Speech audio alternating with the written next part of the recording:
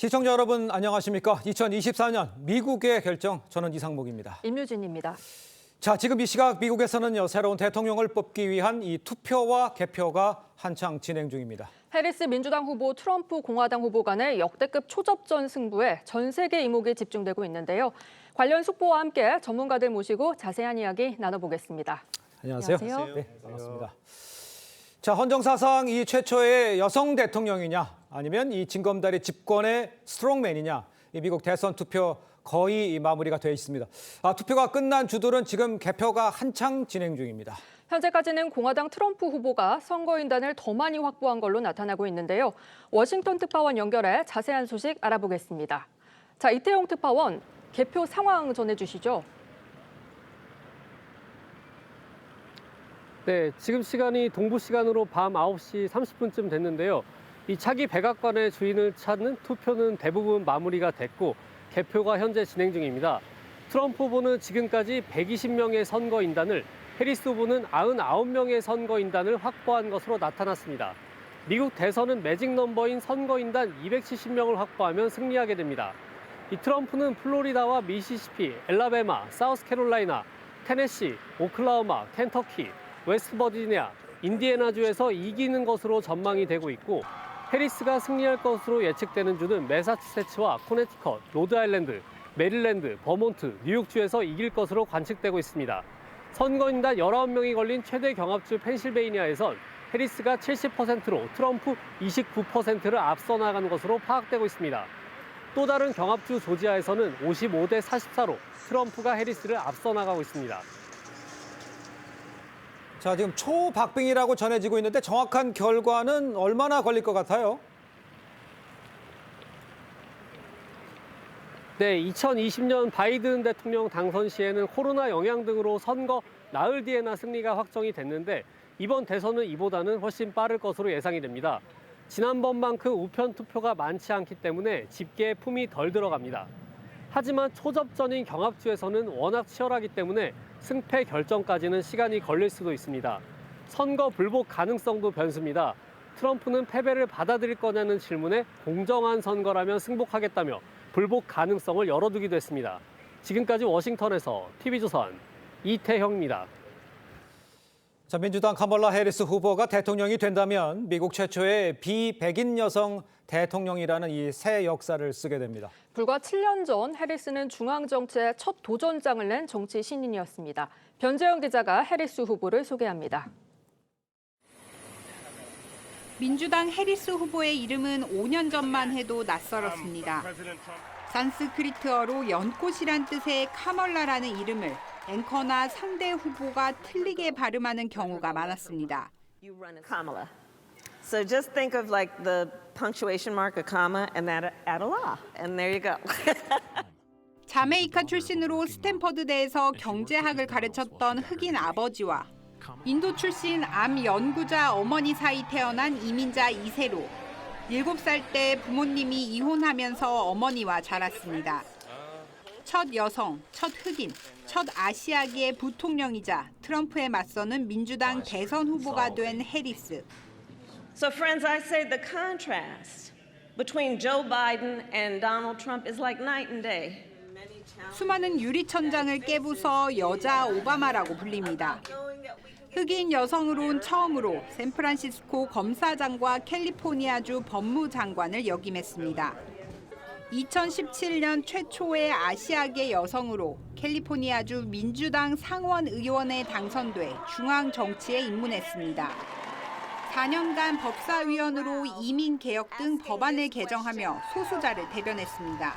Mr. Chairman, I'd like to be recognized to ask a question before we proceed. The committee received just last night, less than 15 hours ago, 42,000 pages of documents. 2020년 대선 경선에선 운동화 차림으로 현장을 누비며 이름을 알리기 시작했습니다. 소수계층과 여성을 끌어안을 수 있는 해리스는 바이든에게 꼭 필요한 존재가 됐고 8월 전당대회에서 해리스를 러닝메이트로 지명했습니다. 바이든보다 진보 색채가 더 짙다고 분류되는 해리스는 미국 첫 여성 유색인종 부통령이 됐습니다. But while I may be the first woman in this office, I will not be the last. And to the children of our country, regardless of your gender, our country has sent you a clear message. 동갑내기 백인 변호사 더글라스 M. 호프와 2014년 결혼했는데 해리스가 승리할 경우 사상 첫 퍼스트 젠틀맨이 됩니다. TV조선 변재영입니다. 자, 반면에 공화당 트럼프 후보가 당선이 된다면 이 최고령 취임이자 징검다리 이 집권에 성공한 두 번째 미국 대통령이 됩니다. 트럼프는 재임 시절부터도 여러 기록을 세워왔는데요. 신은석 기자가 정리했습니다. 공화당 트럼프 후보는 선거 기간 내내 자신의 건강을 과시해왔습니다. 1946년 6월생으로 당선되면 최고령인 78살에 취임하게 됩니다. Well, I took 2 tests, cognitive tests. I aced them. 재선에 성공하면 45대와 47대 대통령이 되는데 연속이 아닌 간격을 두고 집권한 경우로는 역대 두 번째입니다. 앞서 민주당 힐러리 클린턴과 싸워 이긴 첫 당선은 파격 자체였습니다. 부동산 재벌로 리얼리티 프로그램에서 인기를 끌며 유행어를 만들기도 했지만 You would say to President Obama, You're fired. 주류 정치권과는 인연 없는 아웃사이더였기에 트럼프의 승리는 모두를 놀라게 했습니다. 대선 막판은 막말과 성추문 논란 등으로 공화당 지도부조차 지지를 철회했는데도 미국을 다시 위대하게를 내세워 당선에 성공했습니다. We'll take this country and make it great again. 대통령직 퇴장 과정은 더욱 충격적이었습니다. 2020년 연임에 도전했다 실패했는데 대선 결과에 불복하며 지지자들의 의회 난입을 부추겨 지금까지 수사를 받고 있습니다. We're going to walk down to the Capitol and we're going to cheer on our brave senators and congressmen and women. You have to show strength and you have to be strong. 이런 대선 뒤집기 시도 등으로 재임 중 하원에서 탄핵안이 2번 가결된 유일한 대통령이 됐고 미국 전직 대통령으로는 처음으로 형사 기소됐습니다. 국경 장벽으로 대표되는 불법 이민자 정책, 동맹 가리지 않는 방위비 압박에 김정은 등 독재자와의 친분 과시 행보는 논란을 낳았습니다. 그럼에도 구설과 악재를 역이용해 공화당 대선 후보 자리를 굳혔고 유세장 총격 사건 당시엔 주목을 불끈 쥐며 전 세계에 강렬한 인상을 남겼습니다. 독일계 이민 가정에서 태어나 아버지 사업을 물려받았고 펜실베니아대 와튼 스쿨을 졸업한 금수저인데 러닝메이트인 부통령 후보는 자수성가한 벤스 상원 의원을 낙점했습니다. 세 번째 부인 멜라니아 여사는 슬로베니아 출신 전직 모델이지만 공개석상에 잘 나서지 않아 은둔형 영부인이란 수식어가 붙었습니다. TV조선 신은서입니다. 자, 지금 두 후보가 어떤 사람인지를 좀 설명해 드렸는데 그럼 이번 선거를 좀 이야기를 해보죠. 미 대선 직접 선거인 우리와 달리요. 선거인단을 통해서 대통령을 뽑는 이 간접 선거여서 선거인단을 과반수 이상 확보하는 게 대선 승패를 좌우를 합니다. 그런데 정작 미국은 10명 가운데 6명 이상은 이 제도를 폐지하자는 입장인데요. 그 이유와 200년 넘게 이어져 온 이 선거제도의 유래까지 이정민 기자가 설명해 드립니다. 미 대선 역사를 통틀어 전국 유권자 투표에서 승리하고도 선거인단 수로 백악관 입성에 실패한 사례는 모두 5번입니다. 첫 3번은 19세기 때이고 나머지 2번은 2000년과 2016년 대선 때입니다.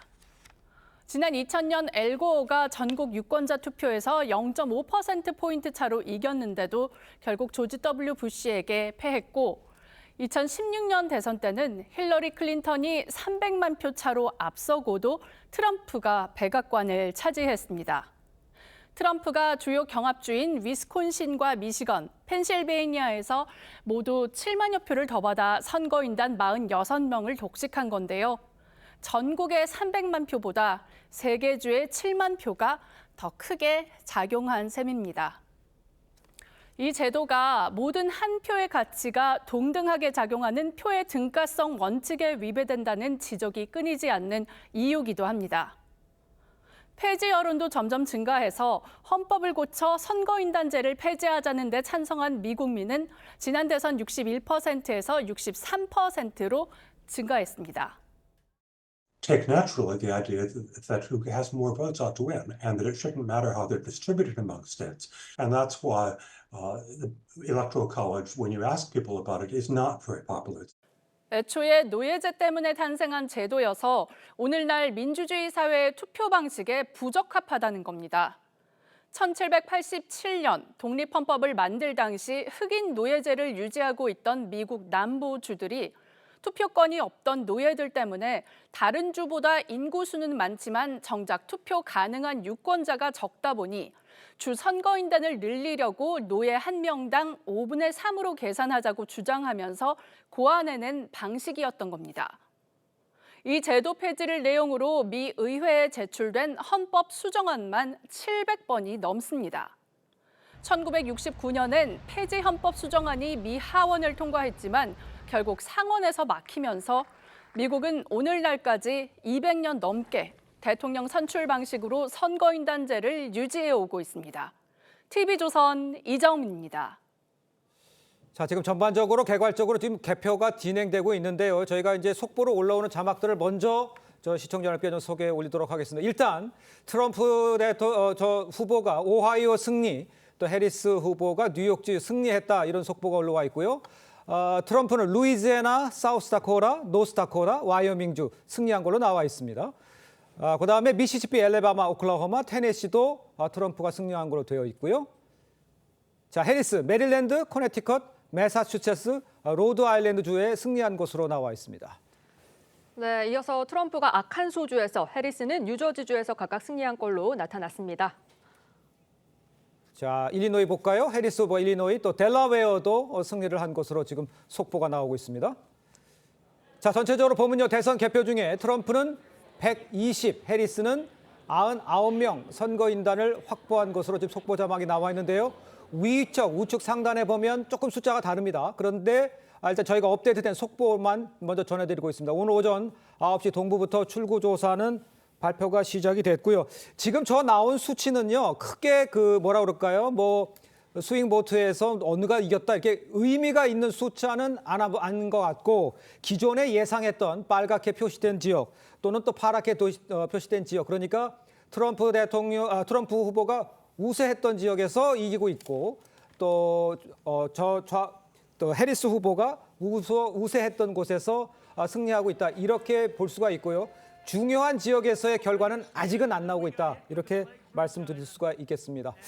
자, 네 명의 이제 패널들이 좀 나와 있는데요. 하나하나 좀 이야기를 짚어보도록 하겠습니다. 먼저 이정민 기자가 지금 개표 상황이 어떻게 되고 있는지를 좀 전체적으로 좀 설명을 좀 해주셔야 될 것 같아요. 네, 알겠습니다. 일단 아까 앵커께서 말씀하신 대로 지금 개표가 시작이 됐고, 동부에서 서부까지 이제 시간차 순으로 이렇게 지도로 보면은 저희가 지금 미국 서부를 제외한 동부부터 중부까지는 거의 다 개표가 시작이 됐습니다. 화면에 나오고 있죠? 네, 그래서 현재까지 저희가 당선자가 나오려면 270 선거인단을 확보를 해야 되는데요. 이 중에서 도널드 트럼프가 154, 그리고 카밀라 해리스가 81 선거인단을 이렇게 확보한 것으로 지금 가장 최신 집계로 확인되고 있습니다.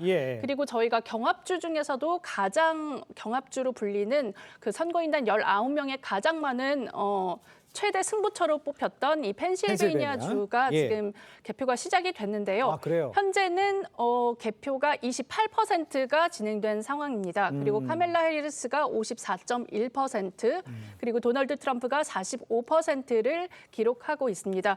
앞서 카밀라 해리스가 60% 이상으로 앞서는 것으로 나타났는데요. 이제 개표가 점점 진행이 되면서 점점 도널드 트럼프도 여기서 이제 따라잡고 있는 모습을 보실 수가 있습니다. 그 밖에 저희 7곳 경합주 중에서 또다시 개표가 좀 시작된 곳들을 살펴보도록 하겠습니다. 노스캐롤라이나 한번 가볼까요? 노스캐롤라이나 같은 경우에는 도널드 트럼프가 51.2%로 앞서고 있고요. 47.6% 20% 카멜라 해리스가 뒤쫓고 있습니다. 예. 네, 그 외에도 조지아주가 지금 경합주인데요. 조지아주에는 선거인단이 16명이 배정돼 있고 도널드 트럼프가 52.3%, 카멜라 해리스가 47%로 뒤쫓고 있습니다. 예. 위쪽으로 한번 가보겠습니다. 경합주 중에서 위스콘신주는 10개의 선거인단, 10명의 선거인단이 배정돼 있는데요. 도널드 트럼프가 역시 52%로 앞서고 있고 카멀라 해리스는 46.4%입니다. 마지막으로 트럼프가 어제 마지막 유세를 했던 미시건으로 가보면요. 미시건은 15명이 배정돼 있고요. 카멜라 해리스가 현재 52.9%로 앞서고 있고 도널드 트럼프가 45.2%로 뒤쫓고 있는 상황입니다. 알겠습니다. 네, 이렇게 경합주들이 나와 있고요. 그다음에 아직 서부 쪽은 지금 개표가 진행되지 않았습니다. 다시 한번 선거인단 수 지금 당선자가 나오려면 270명을 먼저 확보를 해야 되는데요. 네. 도널드 트럼프가 154명 그리고 카멜라 해리스가 81명을 확보한 상태입니다. 알겠습니다. 다만 이게 저희가 시간이 동부부터 서부로 그 개표를 먼저 하는 순서들이 있고 공화당 우세 지역들이 먼저 개표 지역들이 많기 때문에 그러니까요. 초반에 오전에는 예. 아무래도 공화당의 도널드 트럼프 후보가 더 우세한 것으로 나올 수도 있습니다. 알겠습니다. 네, 저희 첫 출구조사 결과도 좀 짚어보겠습니다. 예. 미국 대선 첫 출구조사 결과에서 이제 켄터키 주에서는 트럼프가, 또 버몬트 주에서는 해리스가, 이 매사추세츠 주에서는 해리스가, 또 메릴랜드 주에서도 해리스가 승리를 했습니다. 앞으로의 좀 판세 어떻게 전망하십니까? 예, 뭐 지금 출구조사에서 나온 것이 지금 개표로 연결이 되고 있어요. 그래요? 그렇기 때문에 출구조사의 의미는 약간 과거에 비해서는 의미가 적다고 보고요. 네네. 지금 전반적으로 예측한 부분과 관련해서 네. 거의 맞아 들어가고 있다. 그렇기 때문에 예. 7개의 소위 말하는 스윙 스테이트 네네. 거기에서 결정이 될 것인 것 같은데요. 지금 조지아하고 노스캐롤라이나 같은 경우를 보면 조지아 같은 경우에는 트럼프가 우세를 잡고 있는 것 같아요. 그런데 예. 노스캐롤라이나는 아직 그 폭을 트럼프가 많이 버리지 못하고 있고 그러다 보면은 사실은 나중에 이제 사전 투표가 개봉됐을 때 그때 따라오는 표로 역전 가능성도 여전히 남아 있습니다. 그렇기 네네. 때문에 현재 순간에서 가장 크리티컬한 지역은 노스캐롤라이나 같고요. 네네. 또 노스캐롤라이나 같은 경우에는 주지사 문제에 있어서 공화당 주지사가 패배한 거로 벌써 발표가 됐어요.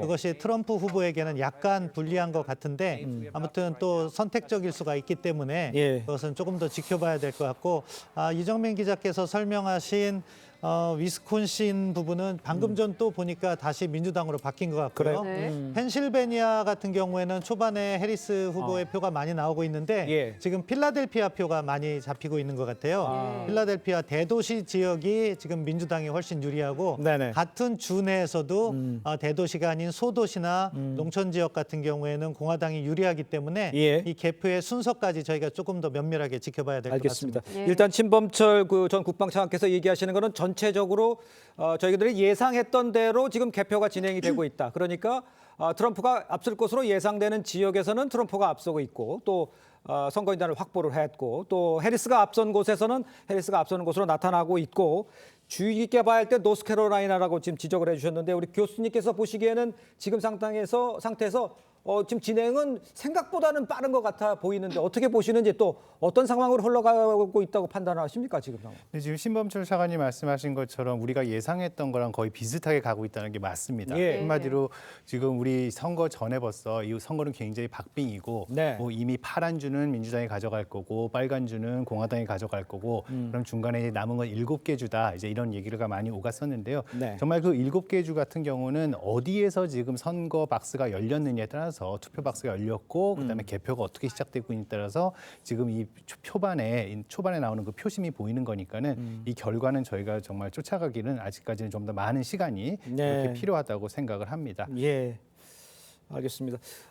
지금 보시기에 뭐 같은 얘기신 것 같은데 우리 교수님께서도 같은 생각이신가요? 예, 그렇죠. 네. 지금 이제 그림 보시는 바와 같이 이건 우리가 늘 보던 대로 그러니까 남부와 그리고 또 중북부 지역은 이제 트럼프가 가져갈 걸로 이미 예상이 빨갛게 마크가 예. 돼 있던 네. 지역입니다. 이제 그대로 가고 있고 아직 서부가 뚜껑이 열리지 않았습니다만 아마 파랗게 칠해질 겁니다. 예. 예, 그래서 우리가 예상하고 있던 그림대로 이제 서부 지역은 또 이제 그 카멀라 해리스가 가져가게 될 거고, 그리고 또 동부와 동북부 쪽에서는 또 이제 카멀라 해리스가 지금 착착 승리를 거두고 있고, 그러니까 이미 지금 승리가 선언된 곳은 일단 인구수도 좀 적고 선거인단도 적고 해가지고 개표가 좀 빨리 되는 지역들이죠. 거기선 이미 우리가 예상한 수순대로 먼저 이제 자기들 확보가 가능한 이 선거인단들을 예상대로 확보를 지금 하고 있는 상황이고, 마지막까지 봐야 될 게 역시 말씀하신 대로 노스캐롤라이나 조지아입니다. 지난 2020년 대선 같은 경우 11월 3일이 대선일이었는데 조지아 같은 경우는 마지막 승리 보도 종결시킨 게 11월 19일이었어요. 그러니까 조지아 주와 노스캐롤라이나를 봐야 된다는 얘기시죠? 그렇죠. 예, 똑같은 얘기들입니다. 예. 알겠습니다. 네, 그런데 미국 대통령 선거는 우리나라와는 다르게 간접 투표 방식이거든요. 그러니까 유권자들이 일반 투표로 자기가 사는 주의 선거인단을 뽑고 그 선거인단이 대통령을 뽑는 그런 방식이에요. 네, 사실 앞서 보도에도 나왔지만 그 유권자 표의 평등의 원칙에는 위배되는 건데 그 탄생에는 앞서 뭐 노예제도 있지만 근본적으로 미국이 연방 국가로 출발했다는 데 있습니다. 연방 국가로 출발했기 때문에 각 주가 갖는 권리가 조금 더 보태진 거죠. 그래서 이 수를 보면은 435개의 일반 국회의원, 하원의원 투표에다가 100개의 주에서 2명씩 뽑는 상원의원표를 더해준 거예요. 그렇기 때문에 주의 가중치가 더해졌다고 볼 수 있는 거고, 세 개 표는 이제 워싱턴 DC는요 수도지만 어떻게 보면 국회의원을 못 뽑아요. 하원도 상원도 못 뽑으니까 거기 인구 비례로 해서 세 표를 더해준 건데 그러다 보니까 이것에 대한 불만이 전체 다수로서는 많이 나타나는데 소수주, 미국 지도를 보면 그 중부유 지역에 있는 면적은 넓지만 인구는 적은, 그래서 선거인단이 뭐 5개, 6개밖에 안 되는 그런 작은 주들이 반대를 하기 때문에 헌법 개정은 어렵습니다. 왜냐하면은 뭐 하원과 상원을 3분의 1로 통과해야 되는 것도 있지만 마지막에 50개 주의 4분의 3을 통과해야 되는데 그게 현실적으로 불가능해요. 그렇기 때문에 미국의 선거제도는, 대통령 선거제도는 당분간 이렇게 유지가 될 것 같고요. 그렇기 때문에 또 이제 대통령 선거운동도 특화되는 것 같아요. 앞서 보도에서 나온 것처럼 펜실베니아, 뭐 미시간, 노스캐롤라이나 이런 쪽을 집중해서 가는 거죠. 그렇기 때문에 거기에 특화된 선거운동을 하는데, 그럼에도 불구하고 약간 투표자의 성향은 변해왔다는 점을 또 저희가 알 수 있어요. 아까 오하이오가 뭐 일부 미국 언론 CNN에서는 뭐 이변이 있을 수도 있다 했는데 이미 오하이오는 공화당으로 갔다고 발표됐지만 오하이오주가 이제 공화당의 텃밭이 된 거죠. 과거에는 스윙 스테이트였습니다. 그렇게 변화가 하고 있고, 네바다 같은 경우에는 사실은 스윙 스테이트라고 계속 불리지만 계속 아슬아슬하게 민주당이 이겨왔어요. 그렇기 때문에 그것도 오늘 만약에 펜실베니아를 공화당이 가져오지 못한다면 네바다를 반드시 이기고 저쪽에 위스콘신이나 미시간을 이겨야 되기 때문에 작은 주지만 계속해서 관심을 가져줘야 되는 거죠.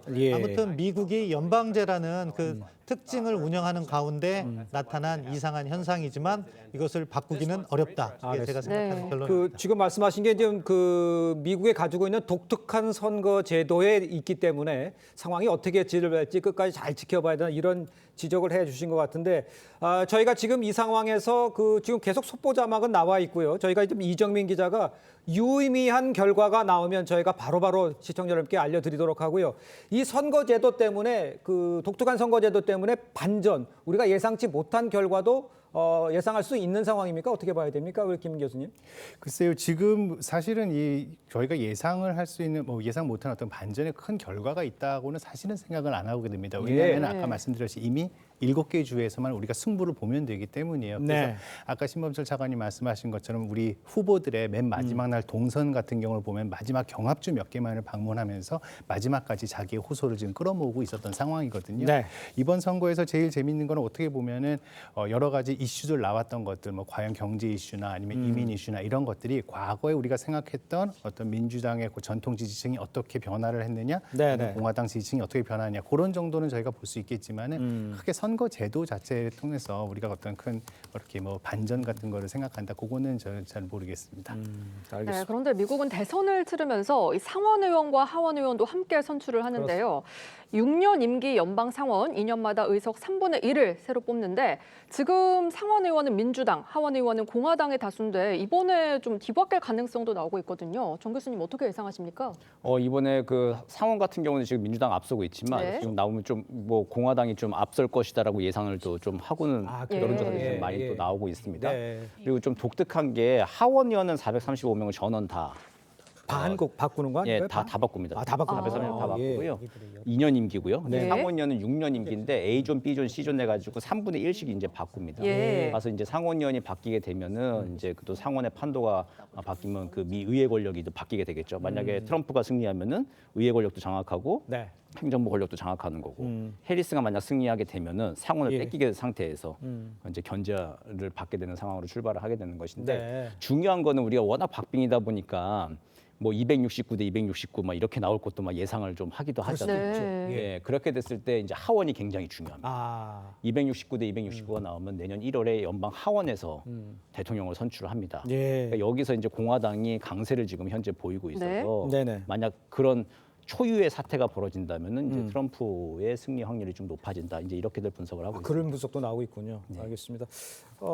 앤디 김, 한국계죠. 앤디 김이 상원에 당선됐다. 요거는 어떤 의미로 해석을 하면 좋겠습니까? 사실 상원 같은 경우에는 그 영향력이 하원 의원 1인에 비교할 바가 아닙니다. 엄청나게 크다고 봐야겠죠. 일단 구조 자체도 상원은 100명밖에 안 되고 하원은 435명이고 또 외교와 관련해서는 상원의 역할이 엄청나게 큽니다. 예. 그런 점을 고려할 때 미국에서도 상원의원의 위상이 대단한데 한국계가 최초로 상원의원이 됐다는 것은 그만큼 예. 미국 내에서 한인 지역사회의 영향력이 위상이 올라갔다. 네. 그리고 또 앤디 김 저 개인의 역량도 사실 오바마 행정부 때 백악관에서 근무를 했었고 바로 이제 하원의원에 3선한 다음에 지금 당선이 되는 건데 앞으로 큰 인물이 될 것 같다. 그런 저는 평가를 합니다. 그리고 그것이 또 뭐 비단 뭐 한국과의 관계에서만 뭐 영향력을 행사할 건 아니지만 한미 동맹에 있어서도 상당히 긍정적인 영향력을 행사할 것 같다. 이렇게 평가하고 싶습니다. 알겠습니다. 네, 그런데 지금 미국이 워낙 땅이 넓다 보니까 또 주별로 투표 시작 시간이 다르고 또 초접전이 이어진다면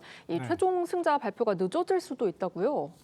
네, 맞습니다. 지금 이 부분에 대해서 결과가 나오려면은 지금 경합주 7곳을 봐야 되는데요.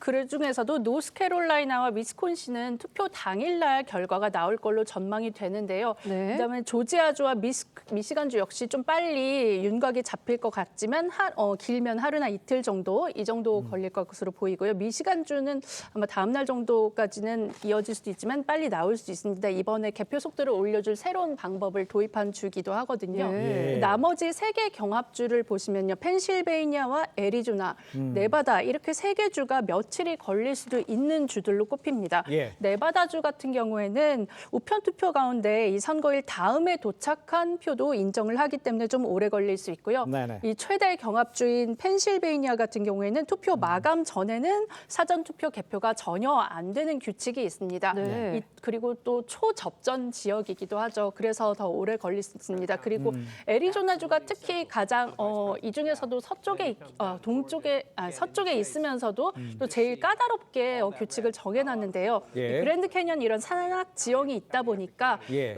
특성상 우편 투표 비중이 큰데 선거일 당일까지도 예. 우편 투표 접수를 하는 주입니다. 그래서 늦게 도착하는 표들이 많고요. 예. 선거일 이후 최대 5일까지 서명이나 사소한 문제가 있는 투표용지도 고칠 수 있게 주 법으로 허용을 하고 있어서 네네. 이 개표와 집교가 완전히 끝나려면 정말 길게 며칠 그리고 네. 최장 13일까지 예상하고 있고 AP통신 같은 경우에는 최장 13일로 예. 예상했습니다. 자, 지금 그 CNN의 라이브 장면을 직접 보고 계십니다만 상당히 그 트럼프가 지금 앞서고 나와 있는 것처럼 보입니다만 이게 아직 개표가 안 돼 있는 서부 지역이 있기 때문에 저 상황으로서 예측하기는 좀 어려운 상황이고요. 이따가 오후까지는요.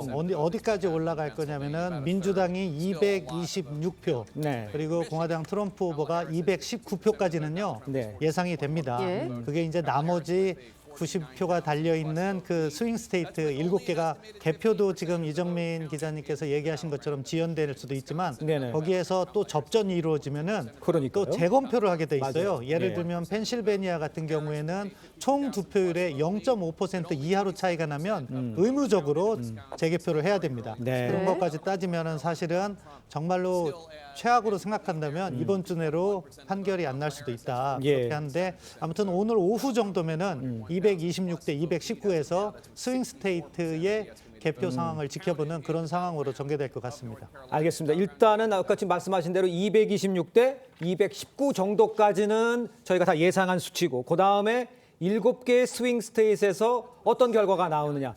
또 초박빙으로 갔을 경우에는 수검표를 해야 되니까 그러면 또 결과가 늦어지는 그래서 뭐 12일도 예상을 하고 뭐 몇 달도 예상을 합니다만 지금이 우리가 알고 있는 것처럼 초박빙이라고 지금 여론조사 계속 나오고 있기 때문에 이 7개 스윙 스테이트에서의 그 결정, 유권자들의 결정이 결과적으로 당선에 영향을 미친다 이렇게 지금 말씀을 정리해서 드릴 수 있을 것 같습니다. 일단 먼저 이정민 기자가 그렇지만 사전투표와 전자투표 개표 시간이 달라서 그 판세가 뒤바뀔 수 있다 뭐 이런 그 레드 미라지 뭐 이런 얘기가 나오잖아요. 그 얘기를 좀 설명을 해주세요. 네. 붉은 신기루 네. 현상 말씀하시는 것 같은데요.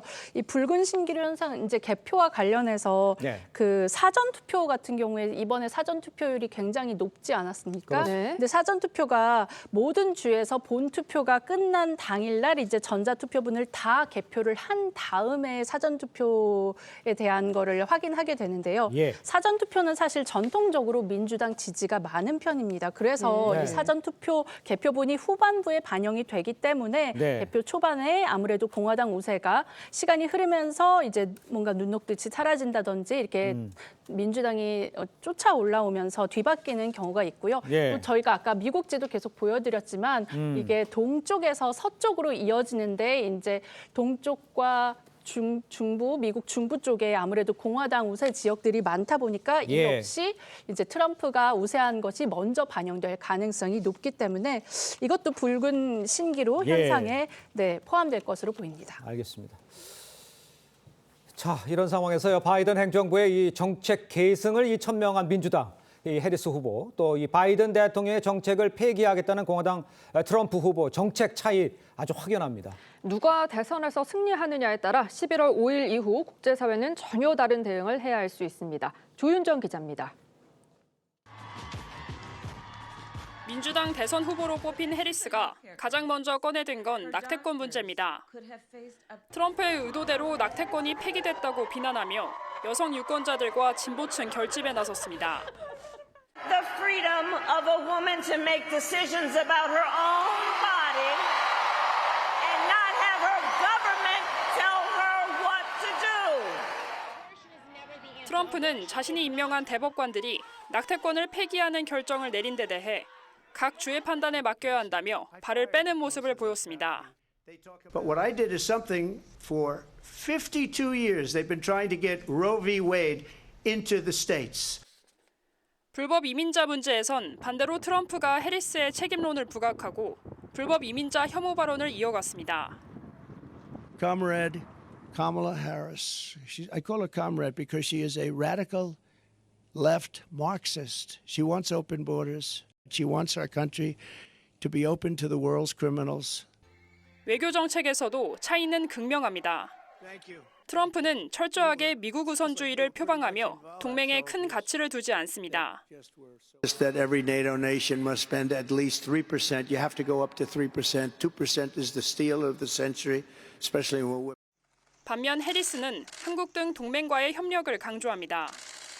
I am here to reinforce the strength of our alliance and strengthen our work together. 세금 정책에서도 방향이 다른 건 마찬가지입니다. 감세파인 트럼프는 법인세와 소득세를 낮추고 해외 기업들에서 관세를 더 받겠다는 입장입니다. Or any other country charges us a 100 or 200% tariff or tax, then we will likewise charge them. 해리스는 기업들의 법인세를 높여야 한다며 증세를 강조하고 있지만 동시에 중산층 감세 공약도 잇따라 발표했습니다. 세금을 올려 복지를 확대하는 민주당의 전통적인 방향과 배치됩니다. TV조선 조윤정입니다.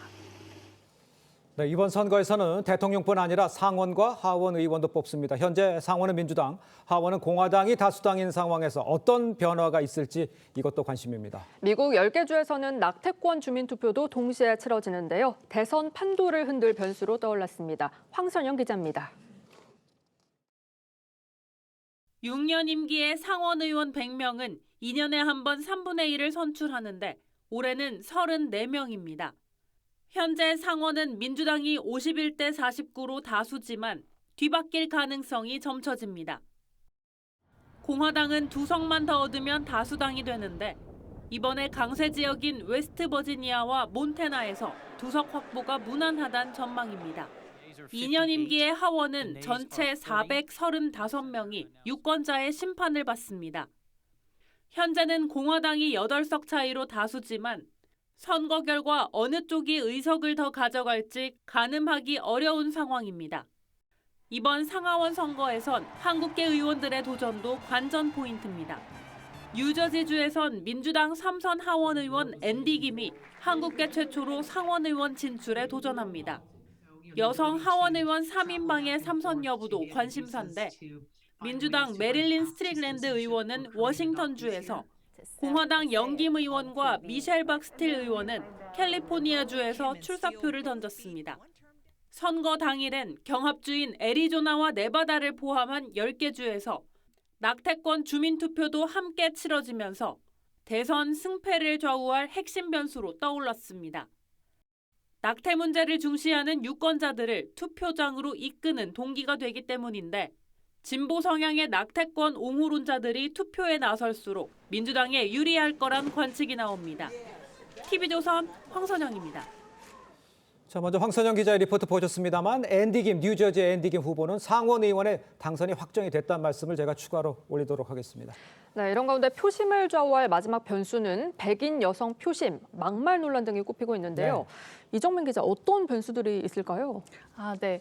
그 트럼프가 이 재임 시절 임명했던 보수 연방 대법원이 연방의 그 낙태권 보장을 폐지하면서 이게 주로 넘어갔는데 그래서 이제 미국 여성들의 반발을 굉장히 많이 샀습니다. 이 낙태권이 미국의 여성의 생식권이 다 포함된 임신, 낙태 등을 선택할 권리 이것들을 말하는데요. 이번 대선에서도 역시 최대가 이슈가 되면서 이와 관련해서 이제 여성 표심이 굉장히 중요한 변수로 작용을 하게 됐습니다. 특히 이번에 경합주 7곳 중에서도 이제 여성 유권자 중에 전통적으로는 공화당 지지 세력인 백인 여성들이 많았거든요. 보수 성향의 이 백인 여성들의 표심이 이제 어떻게 얼마나 트럼프 대신 힐러리에게 쏠릴지 이게 관건이 될 것 같고요. 남편 몰래 힐러리를 지지한다 이런 기사들도 많이 나오더라고요. 그래서 이런 것도 또 하나의 관건이 될 것 같습니다. 지금 이정민 기자도 언급해 주셨습니다만 특히 낙태권을 중시하는 이 백인 여성들, 해리스 후보를 지지하는 흐름, 요 얘기를 지금 한 건데 글쎄 백인 여성들의 표심은 어떻게 교수님 전망하십니까? 예, 백인 여성들 표심이 조사를 보면 조금 변한 건 맞습니다. 그렇습니까? 예, 갤럽이 조사한 걸 보면 1999년부터 2023년까지 미국인들의 정치 의식을 조사를 한 게 있는데 그중에 미국 여성들이 그 자기가 스스로 진보라고 얘기한 사람 비율이 20%에서 40% 늘어났습니다. 그리고 특히 주목할 게 만 65세 이상 노년층에서 자기 진보라고 생각했던 사람이 1999년에 14%였는데 2023년에는 25%로 이제 늘어났어요. 그러니까 65세 이상 나이가 드신 분이 자기 정치 성향이 바뀌는 건 거의 없는 일이잖아요. 그런데 그 바뀌는 요인이 뭐냐라고 했을 때 이제 이런 이슈들이 좀 영향을 미친다라고 하는 거죠. 비록 아직 한 25%, 40%이기 때문에 소수입니다. 소수지만 만약 그 비율이 이번에 만약 표심으로 힘을 모은다. 그랬을 때 이제 그게 히든 해리스가 되는 거고 해리스가 여기 이제 기대를 걸고 막판에 이제 캠페인 광고도 줄리아 로버츠 목소리 더빙 입혀가지고 이게 몰래 올바른 투표하자 뭐 이제 이런 식의 캠페인 광고가 나오고 했던 것이죠. 알겠습니다. 김 교수께는 이렇게 여쭤볼게요. 지금 말씀하신 대로 히든 해리스 얘기했습니다. 히든 해리스, 샤이 트럼프. 글쎄 어떤 쪽이 더 힘을 받을 수 있을까요? 지금 보면은 2020년 16년 선거 그리고 2020년 선거를 돌아보면은 우리 여론조사에서는 확실히 트럼프에 대한 진정 그 그 지지의 강도가 좀 덜 잡히는 그런 경향을 좀 보이고 있어요. 그렇기 때문에 2024년 이번 선거에서도 분명히 우리가 경험적으로 보면은 이번에도 그것이 충분히 나타날 수 있다라고 예상을 할 수가 있고. 근데 이제 해리스 같은 경우는 이번에 부통령에서 이번에 대권 후보로서의 그 티켓을 거머쥘 수 있었던 것이 사실은 2020년 그 낙태권 문제를 가지고 들고 나오면서 상원 선거, 중간 선거에서 상원을 지켜내는데 굉장히 톡톡한 그 기여를 했다는 그것이 굉장히 인정을 받았던 것이었거든요. 그렇기 때문에 그런 측면에서 보면은 과연 정말 이번에 백인 여성들의 아니면 모든 미국 전반적으로 봤을 때 여성들의 자기의 신체의 권리 아니면 낙태권 이것이 어떻게 흘러나올지 사실은 이게 경제나 이민의 문제보다 과연 낙태권이 더 큰 비중을 차지할 것이냐라고 하는 것에 대한 의문이 있었지만은 지금 막판에 해리스가 어떻게 보면 여론조사에서 따라잡고 있고 뒷심을 발휘하는 것을 보면은 충분히 어떻게 보면 히든 그 해리스에 대한 그 변수도 우리가 감안을 해야 될 것 같다라고 말씀을 드릴 수 있습니다. 그런데 벌써부터 또 선거 후에 혼란이 우려가 되고 있습니다. 역대급 초접전이다 보니까 미 선거 당국은 철통 보안에 나섰고요. 트럼프 후보는 부정선거 논란이 재현될 수 있다라고 시사를 했어요. 그러니까요. 트럼프 후보가 약간 밑밥을 깔아놨습니다. 개표는 당일에 이루어져야 된다. 아니면 뭐 부정이 있을 수도 있다는 취지로 계속 이야기를 하고 있는 것이 사전 투표가 높으니까 그런 얘기하는 겁니다. 그렇죠. 그렇게 되면 이제 또 불복이 이루어질 가능성이 상당히 높고 그렇기 때문에 미국 당국도 뭐 이제 관공서를 갖다가 보호하는 인력을 늘리고 또 뭐 그런 나름대로의 방어 절차를 취하고는 있는데 아무튼 그런 비극이 일어서서는 안 되죠. 트럼프 후보도 사실 뭐 지금 선거는 아직 예측 불가인 상황이지만 만일에 패배하더라도 그렇게 해서는 안 된다. 뭐 그것이 민주주의에 반하는 것이고 사실 지금 출구조사에 여러 부분이 있지만 가장 중요한 것은 경제지만 다른 한편으로는 민주주의 이야기를 많이 하고 있습니다. 그것이 뭐냐? 4년 전에 트럼프 당시에는 대통령이었죠. 선거 불복한 것이 트럼프 후보에게 지금 후보에게도 약간 마이너스 요인이 되고 있다. 그 점에 있어서는 선거 불복은 있어서는 안 된다고 생각합니다. 알겠습니다. 뭐 선거 불복은 민주주의 사회에서 있어서는 안 되죠. 하지만 지금 트럼프가 얘기하는 것 그런데 또 우리가 경험이 있어요. 2021년 1월이었습니다. 이 바이든 당선인이 승리가 확정이 되자 트럼프 후보 측이 이에 불복해서 의사당을 점거했던 이 일 아마 많은 분들이 기억을 하고 계시잖아요. 글쎄 이런 일이 또 발생하지는 않겠죠? 어떻게 보셨습니까? 발생해서는 안 되겠죠. 그렇습니다. 그래서 어떻게 보면 미국 선거에서 가장 좀 뭐 아름다운 장면이라고 할까요? 그거는 선거가 끝나고 나면은 결과를 깨끗이 승복하는 그 모습이었거든요.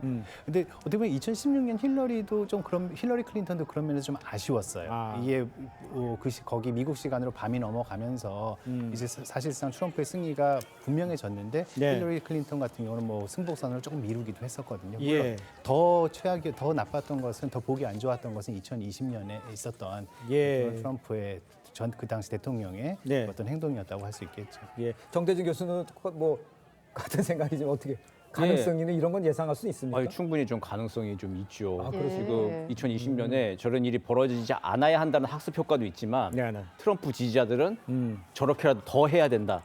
라고 하는 학습 효과가 또 역시 있는 겁니다. 그렇기 때문에 이번에 이미 트럼프가 유세를 하면서 펜실베니아에서 선거 사기, 뭐 2,500명씩 사전 등록 유권자 표 묶음이 사기를 당하고 있다고 얘기도 하고, 뭐 심지어 뭐 하나님이 개표원이면은 민주당 톱하신 캘리포니아에서도 내가 이길 수 있다, 막 이러면서 이제 굉장히 대선 승복에 대해서 뭐 밑밥을 좀 깔고 있습니다. 불복에 대해서. 그래서 현지에서는 농담처럼 나온 얘기가 이번 대선은 트럼프의 승리 아니면 트럼프의 승복 이게 관건이다라고 얘기가 나올 정도로 그래서 지금 트럼프 지지자들은 좀 결집을 좀 해 있는 상태고 이게 그 결과가 어떻게 되느냐에 따라서 그날 밤 바로 폭도로 좀 변할 가능성마저 배제할 수는 없는 것이죠. 배제할 수는 없다. 그리고 또 중요한 게 뭐냐면 히든 해리스 얘기도 하지만 히든 트럼프라고 하는 게 또 있어요. 샤이 트럼프 말씀하신 거예요? 샤이 트럼프가 아니라 샤이 트럼프는 이제 자기가 트럼프 지지하는 거를 좀 밝히기 꺼려했던 건데 히든 트럼프는 아예 잡히지 않는 백인 남성들의 표를 얘기해요. 그러니까 미국에 차를 몰고 가면 한 10분 가야 민가 하나 나오고 하는데 전화도 받지도 않고 뭐 밖에 사람들 접촉도 하지 않는데 그냥 계속 그냥 공화당 지지하고 트럼프 찍는 그런 남성들이 꽤나 있다는 거죠. 이제 그런 남성들이 과연 이 결과를 보고 만약에 총이라도 들고 이제 모인다라고 한다면 이제 예측 불가의 상황이 벌어지는 거죠. 알겠습니다. 일어나지 말아야 될 상황을 좀 언급을 해주셨는데 그럴 가능성도 지금 말씀하시는 것처럼 저 장면도 사실 예상도 못했던 장면이었잖아요. 그렇죠. 그러니까 어떤 일이 벌어질지 일단 특별한 주에서는 이 주 방위군이 대비 태세도 하고 있다니까요. 상황을 좀 지켜보도록 하겠습니다. 일단 저희가 준비한 것이 이제 경합주가 지금 어떻게 되고 있는지 경합주에 대한 개표 상황을 지금 한번 CG로 준비가 되어 있습니다. 한번 올려주시면 저희가 시청자 여러분께 소개해 올려드리도록 하겠습니다. 일단 경합주 개표 상황 노스캐롤라이나 46.7대 52.1로 트럼프 후보가 지금 앞서고 있고요. 그다음에 위스콘신 51.4대 46.9로 힐러리 후보가 앞서고 있는 상황입니다.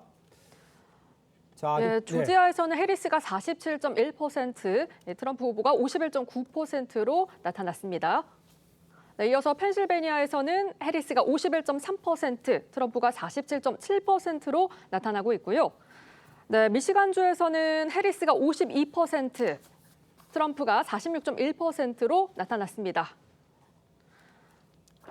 자, 여기까지 나와 있습니다. 지금 저희가 보내드린 거는 소위 말해서 경합주, 저기에서 이겨야만 대통령이 될 수 있다 이런 수치인데 글쎄 지금 뭐 조금 앞서고는 있습니다만 지금도 박빙으로 가고 있다. 저희 이렇게 해석을 하는 게 맞는 거 아닌지 모르겠어요. 그렇죠. 예. 아직 이제 지금 가장 변수는 뭐냐면 어느 지역 개표가 먼저 됐느냐. 그러니까 각 주 안에서. 주 안에서. 예, 대도시가 먼저 개표가 됐으면은 민주당이 유리하게 나오는 게 당연한 것이고요. 예.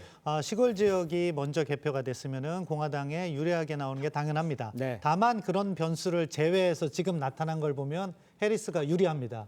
왜냐하면은 지금 위스콘신, 미시간에서 폭을 생각보다 넓게 벌리고 있어요. 4%, 5%. 그게 펜실베니아에도 영향을 미치고 있는 것 같은데 왜냐하면은요. 네. 과거 선거를 보면은 사실은 위스콘신, 미시간 이긴 측이 펜실베니아도 이겨요. 아, 그렇습니까? 예. 근데 지금 위스콘신, 미시간의 폭이 크다고 보는 것은 펜실베니아에 영향을 미칠 수 있다고 보는데 지금 펜실베니아도 해리스가 이기는 거로 나오고 있잖아요. 예. 이게 만약에 네. 펜실베니아에 있는 필라델피아나 피츠버그 같은 것이 먼저 개봉이 돼서 반영된 것이 아니고 공평하게 반영되고 있는데 이 비율로 나온다면은 예. 그 세 곳만 가져가도 해리스가 당선이 됩니다. 예. 그렇기 때문에 지금 판세를 어떻게 투표율하고 어느 도시가 먼저 개봉이 됐는지를 봐야 되지만 네. 지금 판세는 약간 해리스가 유리한 것 같습니다. 알겠습니다. 지금까지의 판세는 해리스가 약간 우세한 것 같다라고 하지만 어떻게 될지는 좀 더 지켜봐야 할 것이라고 얘기를 해주셨는데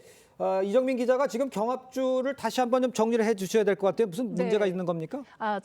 저희가 아까 그 경합주 판세 보면서 이게 CNN 기준으로 저희가 실시간으로 확인을 했었는데요. 네. 이게 지금 하도 촉박빙이다 보니까 언론사마다 또 여론조사 기관마다 그래요? 예. 그리고 외신마다 또 이게 수치가 정말 다릅니다. 예. 일단 CNN 같은 경우에는 지금 트럼프가 선거인단을 170명 이상 확보했고 해리스는 80명 넘게 확보했다고 됐지만 뉴욕타임즈를 보면요. 지금 트럼프가 198명을 확보했고 해리스가 109명을 확보한 것으로 나오거든요. 그래서 조금 빠른 뉴욕타임즈 기준으로 다시 한번 제가 말씀을 드리고 싶어서 펜실베이니아 경합주 최대 펜실베이니아를 보면 지금 굉장히 초접전으로 벌이고 있습니다. 거의 50% 가까이 지금 개표가 진행이 된 상황인데요. 48% 개표가 된 상황에서 도널드 트럼프가 50.1%, 카멀라 해리스가 48.9%의 접전을 벌이고 있는 상황입니다. 그리고 위스콘신 같은 경우에 지금 40% 조금 넘게 개표가 진행이 됐는데요. 도널드 트럼프 50%, 카멀라 해리스 48% 이렇게 진행이 됐고요. 역시 미시간주 카멀라 해리스가 50%이고 도널드 트럼프는 40%로 뒤쫓고 있는 상황입니다. 알겠습니다. 자, 신 차관님 지금 상황에서 먼저 사전 투표하고 개표를 하게 되면 같이 합니까? 아니면 사전 투표는 놔두고 먼저 투표한 것부터 개표를 하게 됩니까? 일반적인 경향은 사전 투표가 늦게 도착하는 경우도 있고 해서 사전 투표를 나중에 개표를 하는데 지금 뭐 카운티마다 다르기 때문에 그걸 획일적으로 말씀드리기는 어려운 것 같아요. 그리고 한 가지 방금 전에 이정민 기자가 발표한 다른 언론사의 지금 개표 결과 있잖아요. 그대로라면 다시 트럼프가 유리합니다. 그러니까 지금 CNN은 약간 민주당 편향적인 비판이 나오는 경우도 있잖아요. 근데 지금 CNN에 나오는 퍼센테이지라면은 예. 사실은 해리스 후보가 상당히 유리한 거예요. 왜냐하면은 최근 뭐 11월 4일 좀 미국 시간으로 전날 기준으로 여론조사 10개 따져보면은 1%, 1.2% 나오는 데인데 예. 해리스가 5% 이긴다. 그리고 필라델피아도 이긴다.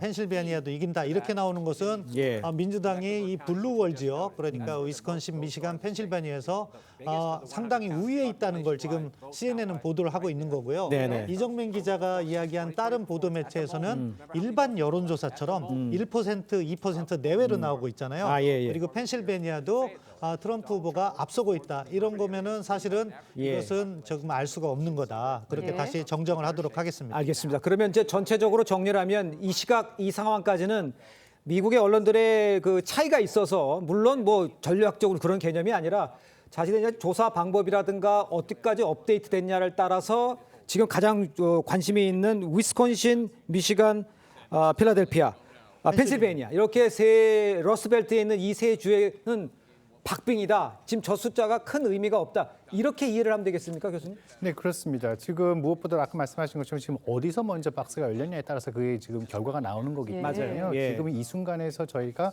어떻게 지금 누가 앞서고 있다라고 하는 거 말하기 너무 좀 이른 그런 단계입니다. 네. 예. 근데 확실한 거 하나는 만약에 지금 아까 보였던 뭐 노스캐롤라이나 그다음에 조지아 거기서 트럼프가 이긴다 하더라도 네네. 만약 펜실베니아에서 트럼프가 진다 그러면은 트럼프는 지게 되는 거죠. 그러니까 우리가 예. 지금 봐야 되는 것은 제일 관심을 갖고 봐야 되는 것은 바로 이제 펜실베니아 주의 개표 결과라고 말씀드리겠습니다. 알겠습니다. 지금 펜실베니아 개표 결과라고 말씀해 주셨습니다만 지금 저런 식의 그 초박빙 상태 아까 신창환께서 얘기하셨습니다만 0.5% 차이. 그러면 무조건 그 다시 한번 수개표를 다시 해야 되기 때문에 결론적으로 지금 상황으로 쭉 진행이 된다. 물론 상황이 어떻게 바뀔지 모르겠습니다만 결론적으로 이런 상황이 계속 유지된다면은 당선자가 결정되는 게 상당히 뒤로 결정되는 이렇게 봐야 되는 상황이라고 봐야 됩니까? 예, 그렇죠. 말씀하신 대로 펜실베니아 같은 경우 0.5% 이하 차이가 있으면 자동으로 재검표를 해야 됩니다. 네. 그리고 조금 선거인단 수는 적지만 애리조나도 역시 0.5% 이하면은 경합주인데 네. 그럼 또 재검표해야 되고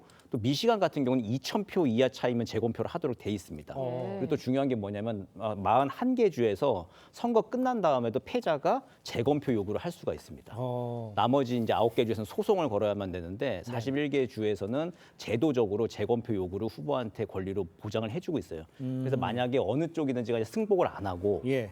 재검표 요구를 하기 시작한다. 네네. 그러면 이게 결과를 이제 언제 확정 지을 수 있는지 이제 알 수 없는 싸움에 들어가는 것이죠. 그러면 재검표 요구를 할 수 있는 주는 이 소위 말해서 우리가 지금 그 경합주 이 안에도 예. 포함이 다 돼 있는 예, 겁니까? 다 포함되어 있고 네. 41개 주가 무려 다 그 패배한 후보가 재검표 요구는 할 수 있습니다. 아, 그렇군요. 그럼 당연히 지금 아까 빨갛게 파랗게 나온 데 있지 않습니까? 네네. 거기서 뭐 누구나 다 저기는 민주당 지역이고 공화당 지역이다 하지만 이론적으로 법리적으로는 진 후보가 저기도 재검표 요구를 하면 재검표를 해야 되는 겁니다. 아, 그런 상황이. 근데 사실상 안 하기 때문에 그런 일이 벌어지지 않은 것이죠. 예, 알겠습니다. 자, 저희가 그 속보가 좀 준비가 되어 있습니까? 속보를 저희가 한번 알겠습니다. 지금 저 속보가 좀 준비가 되어 있는데요.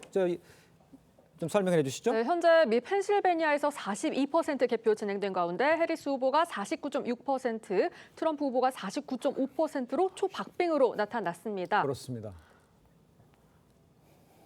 네, 지금 트럼프 후보의 당선 기대감 때문에 도지코인이 장중 20% 상승했다는 소식 들어와 있습니다. 예. 비트코인도 폭등을 했네요. 네, 경합주 조지아에서 트럼프 후보가 앞서고 있습니다. 그리고 네, 펜실베니아에서는 해리스 후보가 우세합니다. 네, 유타와 몬태나주에서는 트럼프 후보가 승리했다는 소식 들어와 있습니다. 이어서 해리스 후보 콜로라도주에서 승리했습니다. 알겠습니다. 지금 말씀하신 대로 몬타나, 유타, 콜로라도 이건 다 그 각 당이 예상했던 곳입니다. 그렇기 때문에 뭐 특별히 뭐 승리한 것에 대해서 뭐 이변이다 이런 개념의 설명을 할 필요는 없는 동네고요. 없는 곳이고요. 중요한 것은 아까 계속 말씀해 주셨습니다만 이 펜실베니아에 누가 승리하나 지금 다시 나오고 있습니다만 49.6대 49.5 그야말로 초박빙이거든요. 결론적으로는 진짜 이 러스트벨트 특히 또 펜실베니아에서 개표가 되면 될수록 초박빙으로 이어지고 있기 때문에 결론적으로는 글쎄 지금 수개표까지 가야 되는 상황이 아니냐, 뭐 이렇게 봐야 되는 상황이라고 볼 수 있습니까? 예, 뭐 그 가능성이 높죠. 지금 0.1%잖아요. 네. 그럼 펜실베니아 주법에 의해서 0.5% 이하기 때문에 이건 의무적으로 재검표가 들어가는 건데 아. 지금 도지코인이 왜 올랐냐 제가 분석을 해보면 예. 초반에는요 해리스 표가 훨씬 많았어요. 7대 3으로 진행되다가 지금 트럼프 후보가 많이 따라잡은 거거든요. 네. 아마 그걸 보면서 투자자들이 그렇게 한 것 같은데 이거는 조금 더 지켜봐야 된다. 예. 그렇게 말씀드리고 싶고 지금 만약에 펜실베니아를 트럼프 후보가 졌다.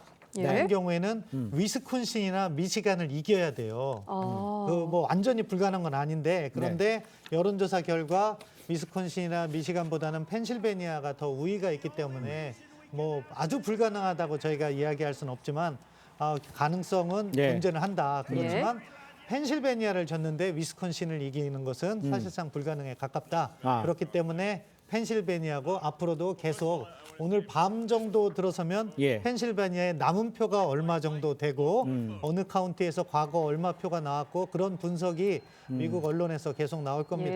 예.